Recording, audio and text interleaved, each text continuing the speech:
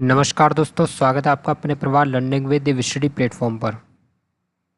तो दोस्तों, आज ही हमारी यूपी कांस्टेबल 2024 की 14वीं क्लास है, जहां पर आज हम जीके के 25 क्वेश्चंस को डिस्कस करेंगे। तो आप में से जो भी स्टूडेंट यूपी कांस्टेबल 2024 की तैयारी कर रहे हैं, इसके साथ ही किसी भी अदर एग्ज़ाम की तैयारी कर रहे हैं, तो वो हमारे चैनल के साथ में जुड़ सकते हैं। तो चलिए फ्रेंड्स, इसी के साथ बिना देरी किए शुरू करते हैं।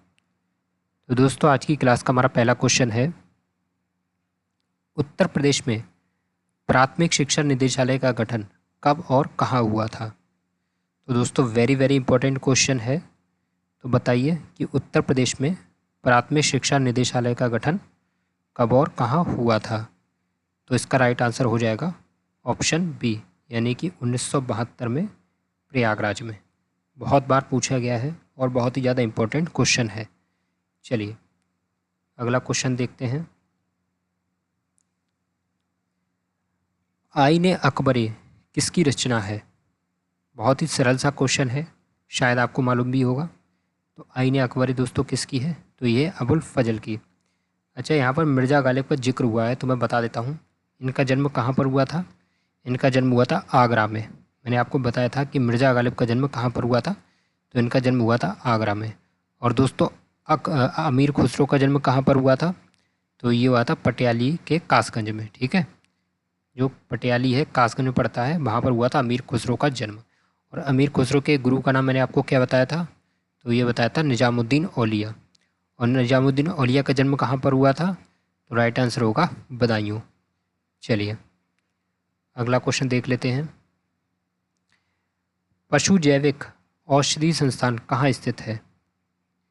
तो इसका राइट आंसर हो जाएगा ऑप्शन सी, यानी कि पशु जैविक औषधि संस्थान है लखनऊ में।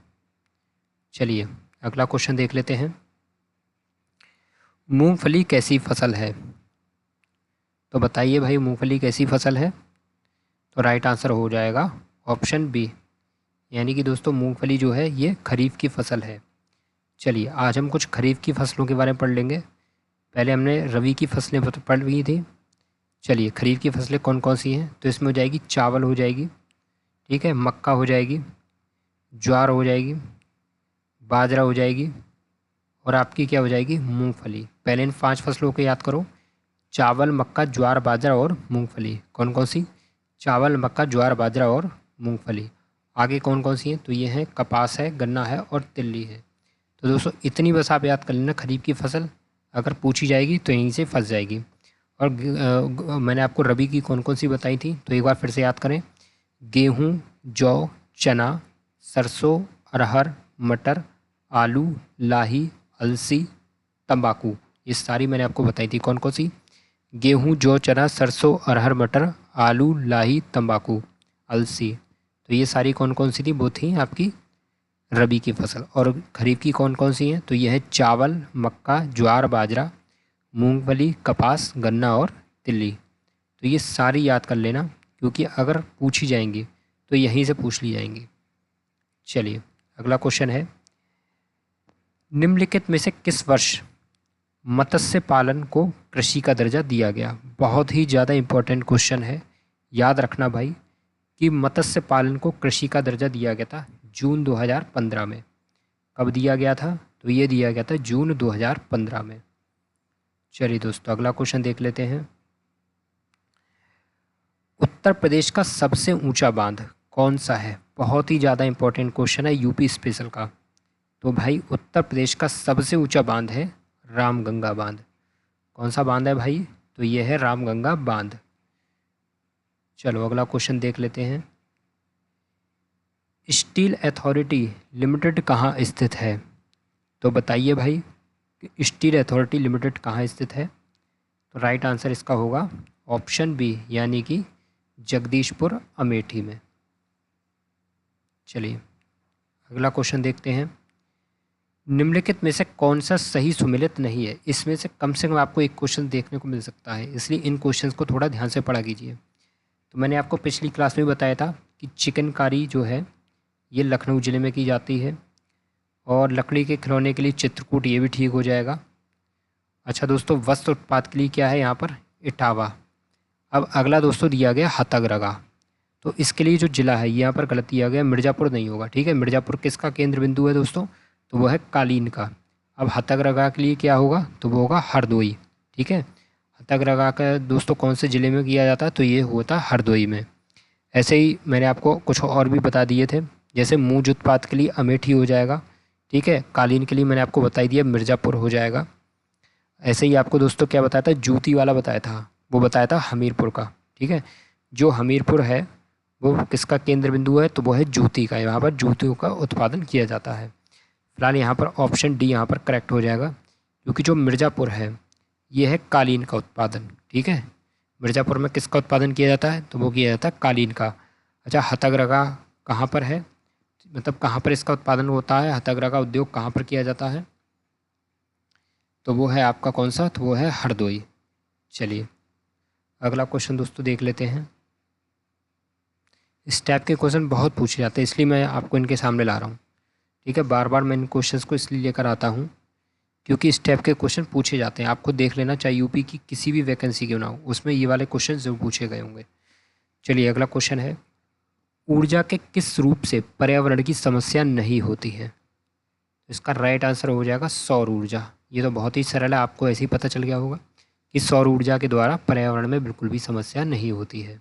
बाकी जो पर्यावरण की जो परमाणु है, कोयला है और पेट्रोल है, ये प्रदूषण फैलाती हैं। चलिए अगला क्वेश्चन है, उत्तर प्रदेश में प्रथम रेलगाड़ी कब चली थी। बहुत ही ज़्यादा इंपॉर्टेंट क्वेश्चन है दोस्तों। उत्तर प्रदेश में प्रथम रेलगाड़ी कब चली थी, तो राइट आंसर इसका हो जाएगा 1859 में, ठीक है। कब चली दोस्तों, तो ये चली थी 1859 में। अच्छा, अगर पूछा है कि कहाँ से कहाँ के लिए चली थी, तो ये चली थी इलाहाबाद से कानपुर के बीच, ठीक है। कहाँ से कहाँ तक चली थी, तो ये चली थी इलाहाबाद से कानपुर तक। कब, 1859 में। दोस्तों अगर बात की जाए हमारे उत्तर प्रदेश की, ठीक है, अगर उत्तर प्रदेश की बात की जाए तो भारत में रेल पथ के मामले में उत्तर प्रदेश का पहला स्थान है। यानी कि जो रेल नेटवर्क है इसके मामले में उत्तर प्रदेश का पूरे भारतवर्ष में प्रथम स्थान है। तो ये आपको बहुत अच्छे से याद रखना है। अच्छा, मैंने आपको एक क्वेश्चन और बताया था कि आपसे पूछा जा सकता है कि उत्तर प्रदेश में कितने रेलवे जोन हैं। तो कुल 2 रेलवे जोन है, ठीक है, जिसमें से एक है आपका पूर्वोत्तर रेल, जिसका हेडक्वार्टर कहाँ पड़ता है, तो वो है गोरखपुर में। और जो उत्तर मध्य रेल है उसका हेडक्वार्टर कहाँ पर है, तो ये है प्रयागराज में। एक क्वेश्चन मैंने आपको और बताया था कि देश की जो तीसरी रेल कोच फैक्ट्री है ये कहाँ पर है, तो ये उत्तर प्रदेश के ज़िले रायबरेली में, ठीक है। याद रखना दोस्तों कि देश की जो तीसरी रेल कोच फैक्ट्री है वो है उत्तर प्रदेश के ज़िले रायबरेली में। और एक क्वेश्चन और पूछा जाता है कि उत्तर प्रदेश का सबसे लंबा रेलवे प्लेटफॉर्म किस ज़िले में स्थित है या कौन सा है, तो वो है आपका गोरखपुर में, ठीक है। जो गोरखपुर प्लेटफॉर्म है वो उत्तर प्रदेश का सबसे लंबा प्लेटफॉर्म है, ठीक है। उत्तर प्रदेश का सबसे लंबा और देश का दूसरे नंबर का सबसे बड़ा प्लेटफॉर्म है, क्योंकि अभी हाल ही में जो हुबली प्लेटफॉर्म है वो अब देश का सबसे लंबा प्लेटफॉर्म बन गया है। लेकिन अगर उत्तर प्रदेश का पूछा जाए या पूछा जाए कि देश का दूसरा सबसे लंबा प्लेटफॉर्म, तो गोरखपुर प्लेटफॉर्म है, ठीक है। और उत्तर प्रदेश का गोरखपुर प्लेटफॉर्म सबसे पहला प्लेटफॉर्म है। चलिए अब आगे बढ़ते हैं। ये सारे क्वेश्चंस मैंने आपको पहले पढ़ाए थे, इसलिए मैं यहाँ पर एक बार रिवाइज करा रहा था। तो अगला क्वेश्चन है हमारा, स्वामी हरदास का जन्म किस जनपद में हुआ था। दोस्तों ये वाला क्वेश्चन बहुत बार पूछा गया परीक्षा में, हरदास जी से संबंधित है। तो इनका जन्म भाई किस ज़िले में हुआ था, आप खुद बता दीजिए दोस्तों। तो राइट आंसर इसका हो जाएगा ऑप्शन सी, यानी कि अलीगढ़ में। देखिए आपका ये तो एक प्रैक्टिस सेट है, ठीक है। आपको जो भी स्कोर होता हो आप मुझे क्लास में बताया जरूर कीजिए कमेंट बॉक्स के माध्यम से। चलिए अगला क्वेश्चन है हमारा, ध्रुव तारा जोशी किस घराने से संबंधित हैं। तो भाई ये जो ध्रुव तारा जोशी हैं ये हैं इटावा घराने से। किस घराने से संबंधित है भाई, तो ये हैं इटावा घराने से। चलिए अगला क्वेश्चन देख लेते हैं, निम्नलिखित में से किस नदी को नेपाल में सालीग्रामी नदी के नाम से जाना जाता है। वेरी वेरी इंपॉर्टेंट क्वेश्चन है, चाहे सालीग्रामी नदी दे दिया जाए या पूछा जाए नारायणी नदी, तो ये दोनों ही नाम आ सकते हैं। तो इस नाम से किसे जाना जाता है, तो ये जाना जाता है हमारी गंडक नदी को। दोस्तों किस नदी को जाना जाता है, तो ये जाना जाता है गंडक नदी को। चलिए अगले क्वेश्चन की तरफ भाई बढ़ते हैं। तो दोस्तों हमारा अगला क्वेश्चन है, हरे औध कला भवन केंद्र कहाँ स्थित है? तो बताइए दोस्तों, जो हरिऔध कला भवन केंद्र है कहाँ पर स्थित है? तो इसका राइट आंसर हो जाएगा आजमगढ़, यानी कि दोस्तों यहाँ पर ऑप्शन सी करेक्ट हो जाएगा। चलिए अगला क्वेश्चन देखते हैं। उत्तर प्रदेश में मत्स्य विभाग की स्थापना कब की गई थी? अभी हमने पढ़ा था कि मत्स्य विभाग को कृषि का दर्जा कब दिया गया था, तो राइट आंसर था जून 2015। अब बताइए कि उत्तर प्रदेश में मत्स्य विभाग की स्थापना कब की गई थी? तो इसका राइट आंसर हो जाएगा 1966 में। ठीक है, यानी कि उत्तर प्रदेश में जो मत्स्य विभाग की स्थापना हुई थी वो हुई थी वर्ष 1966 में।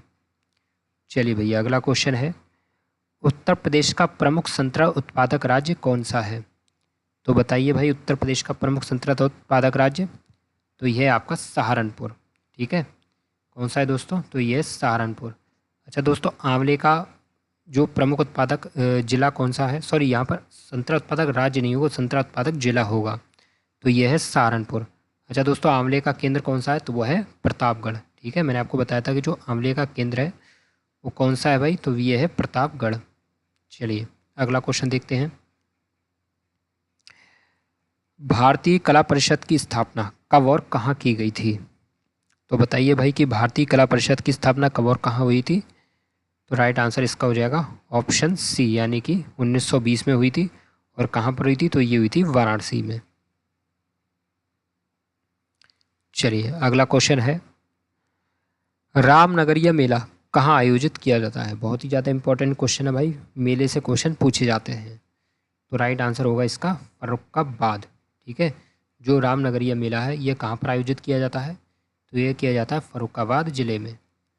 चलिए अगला क्वेश्चन है, निम्नलिखित में से कौन सा सही सुमेलित नहीं है? तो बताइए भाई। देखो, जो ऑप्शन ए है इसमें वो है राई नृत्य, यानी कि ये कृष्ण जन्माष्टमी के उत्सव पर किया जाता है। ऐसे ही दोस्तों, जो जोगनी नृत्य है ये रामनवमी के अवसर पर किया जाता है।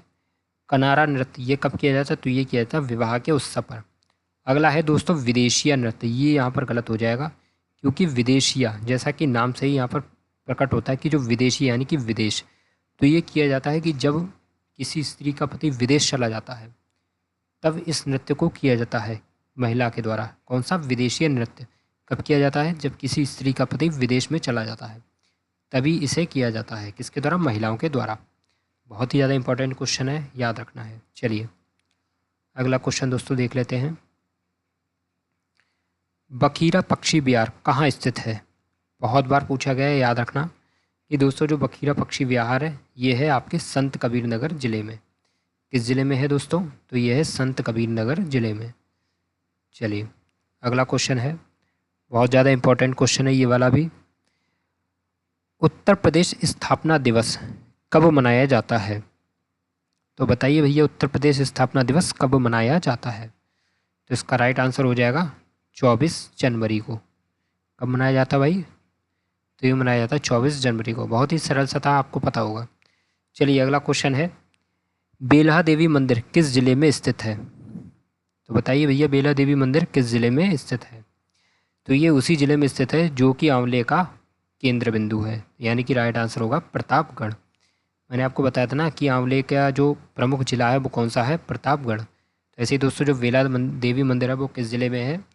तो ये है प्रतापगढ़ ज़िले में। चलिए अगला क्वेश्चन है, निम्नलिखित में से किसे पेड़ा नगरी के नाम से जाना जाता है? तो दोस्तों पेड़ा नगरी के नाम से जाना जाता है किसे? तो ये जाना जाता है मथुरा को। ऑप्शन डी यहाँ पर करेक्ट हो जाएगा। चलिए अगला क्वेश्चन है, भारतीय कालीन प्रौद्योगिकी संस्थान कहाँ पर स्थित है? तो बताइए भैया कि भारतीय कालीन प्रौद्योगिकी संस्थान कहाँ पर स्थित है? राइट आंसर इसका हो जाएगा भदोही जिले में। ठीक है, चलिए अगला क्वेश्चन देखते हैं, राधा कुंड कहाँ स्थित है? तो इसका राइट आंसर हो जाएगा मथुरा। चलिए दोस्तों, तो ये था आज की हमारी क्लास का अंतिम क्वेश्चन। तो दोस्तों मैं आशा करता हूँ आपको हमारी क्लास पसंद आई होगी। तो अगर आपको हमारी क्लास पसंद आई तो प्लीज़ क्लास को लाइक करें, साथ ही चैनल को सब्सक्राइब करें और बेल आइकन को जरूर प्रेस करें। इसके साथ दोस्तों कमेंट बॉक्स में ये जरूर बताएं कि क्लास आपको कैसी लगी है। तो चलिए फ्रेंड्स, इसी के साथ बिता लेते हैं और मिलते हैं अगले नेक्स्ट क्लास में। तब तक के लिए नमस्कार, जय हिंद, वंदे मातरम।